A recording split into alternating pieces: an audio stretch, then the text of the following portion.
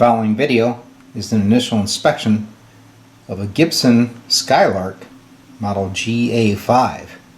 Came to the shop for repair. Let's take a look. Alright, top side, everything looks original. Even the power transformer is stamped GA-5. How cool is that? Typical lineup, 5Y3, 12AX7, 6V6. No signs of modifications or abuse.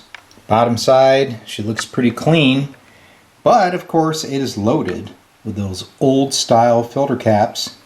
These two have been substituted in. If you take a look at the main filter cap, you see they cut those leads off. So we need to clean that up. Those bumblebees, they gotta come out. The owner wants to maintain the 2-conductor power cord. Should be a fun project. The Skylark is recapped. I installed one of the D-Lab Cub 1 cap boards to clean that up. Have a grounded power cord. The unit's powered up. I'm going to bring up the volume.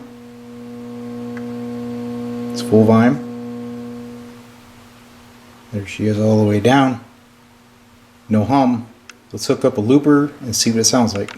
Alright, I got the amp hooked into my extension speaker, which has a pair of Celestion 12-inch speakers in it.